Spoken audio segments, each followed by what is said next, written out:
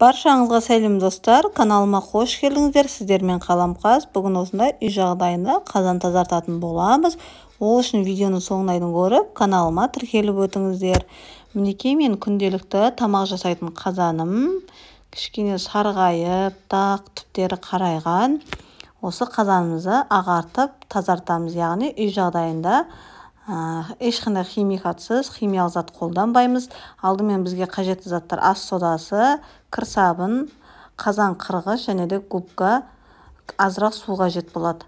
Алдымен қазанымыздың қақпағын тазартатын боламыз. Кішкене суымызға, қазан қырғышымызға батырып аламыз. Қазан қырғышымызға сабынды үйкелеп, осындай сабынды жабысу керек қырғышқа. Сосын қақпағымызға азырақ су себелеп, үстіне ас содасын шашамыз. Сонымен қазан қырғышымызбен үстін жақсылап қырамыз. Шет-шеттерін барлығын толық жағып алып, жақсылап қолымыздың көмегімен қырып шығамыз. Яғни бұл қазан тазалаудың әртүрлі әдістері бар. Мен аптасына осылай қазанды бір рет тазалап тұрамын. Химиялық заттармен көп қолданбаймын. Осылай тазалағанды жөн көрем.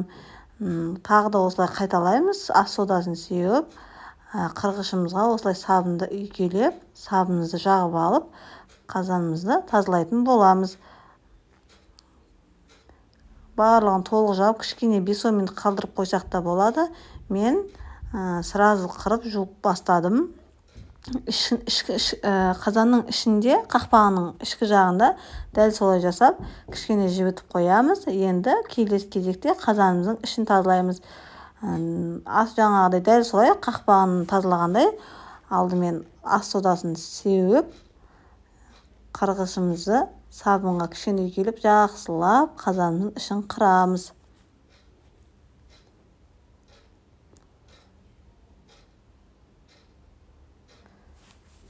Шет-шетін барлығын тазалап қырып шықтық. Мінекей қазанымыз әппақ болып шықты, тап-таза болып. Барынша осылай тазалап қоямын. Мінекей шеттерін бәрі ағарған, іші де толық ағарған. Бұл қазанға тамақ көп істейтін болғандықтан түпкі жағында кішкене қарайған дақ бар. Бұл әдіспен ол жері кетпеді, яғни оны химиялық затпен тазалайтын боламыз.